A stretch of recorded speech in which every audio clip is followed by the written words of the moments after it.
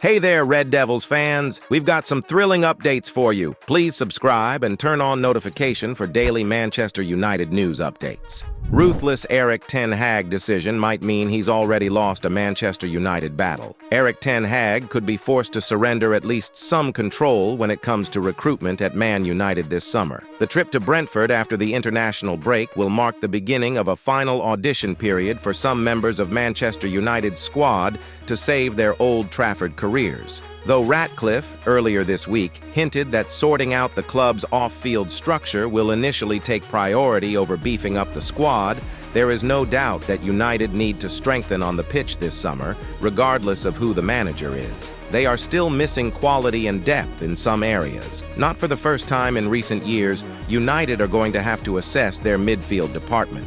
Less than 2 years after signing Casemiro for an initial fee of $60 million, they are already at a juncture where they need to be actively pursuing a long-term replacement. United, of course, bolstered their defensive midfield options last summer, drafting in Sofyan Amrabat from Fiorentina. He arrived on deadline day, signing on loan for the duration of the season, with the deal featuring an option for United to sign him permanently this forthcoming summer for $20 million plus a further $5 million in add-ons.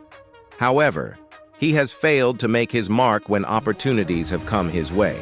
It looked as though another opening would have presented itself against Liverpool at the weekend, with Casemiro ruled out with a recurring hamstring issue, yet he watched the FA Cup quarter-final classic from the bench. Erik ten Hag selected Scott McTominay instead, tasking Kobbie Mainoo with dropping that little bit deeper. As brilliant as Mainoo was, his desire to get forward left United exposed, though it did not end up costing them too dearly. Considering Ten Hag sounded out Amrabat as his preferred defensive midfield signing last summer, the fact he overlooked him against a side of Liverpool's quality spoke volumes about how his loan spell has gone. Ten Hag worked with Amrabat at FC Utrecht, meaning he was another signing with connections to the Eredivisie. As a result of Amrabat being overlooked against Liverpool, it once again raises questions about how much control Ten Hag should have over recruitment. The manager, regardless of the club or division, must have a say in the players he will coach, but there is a feeling that Ten Hag's stranglehold on recruitment should be loosened, despite him admitting prior to taking over in 2022 that he wants control when it comes to signings. "I set requirements in advance about how I want to work," he told Dutch outlet Trouw, speaking in April 2022. "If they aren't granted, I won't do it. I am ultimately responsible and accounted for the results. I don't want to be the sole ruler. I stand for cooperation, but control in transfers is a condition for me, again and again."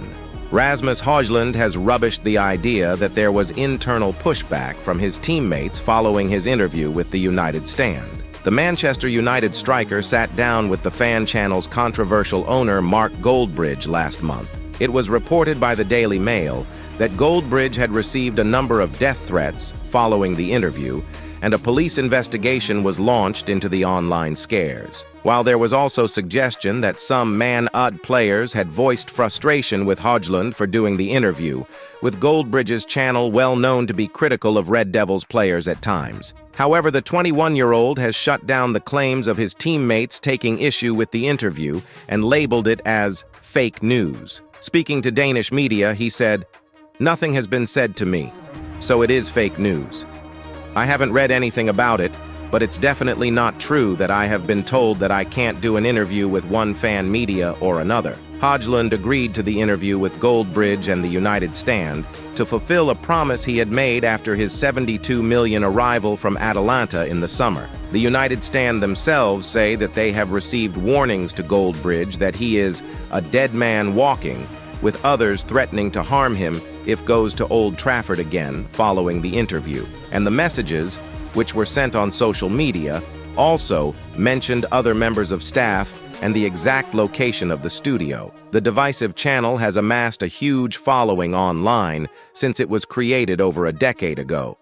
The outlet's YouTube has an incredible 1.83 million subscribers, while the official X account betters that with 2.3 million followers. Goldbridge, whose real name is Brent De Cesare, previously discussed the backlash, saying, I totally understand that football is a passionate and divisive sport, and that people are free to decide and have an opinion on what content they consume. However, the pile-on some of our staff were subject to over the weekend was incredibly sad to witness.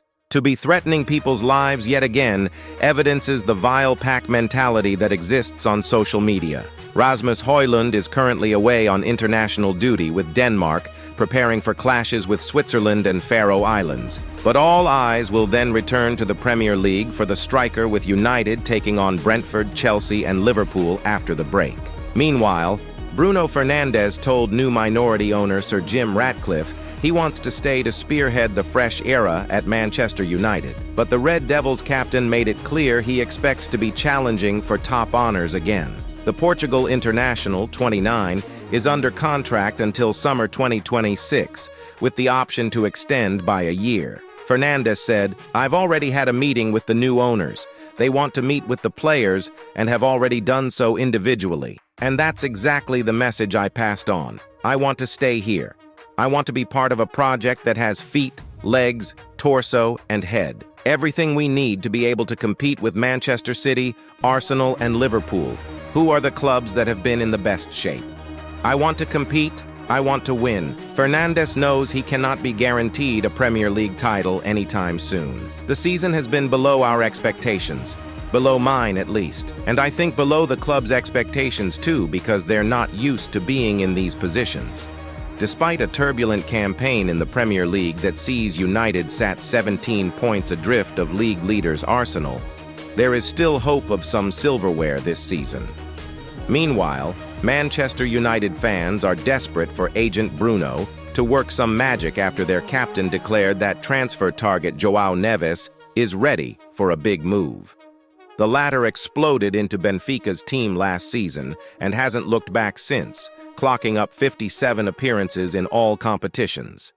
Neves is now hoping to add to his 3 international caps when Portugal take on Sweden and Slovenia in the next 7 days. Christian Eriksen and Casemiro are on the wrong side of 30, while Sofyan Amrabat will return to Fiorentina once his loan ends. And United fans are now hoping Fernandes can convince Neves to join him at Old Trafford. One said, "Agent Bruno, do something for us." Another declared, "If United rumors are true, he is ready." Fernandes is certainly adamant Neves can make the leap to an elite side. He said, "I don't know if the United rumors are true, but I know he, Neves, is ready for that big jump. He's an excellent player. He's with the national team. That's also why the big clubs are after him.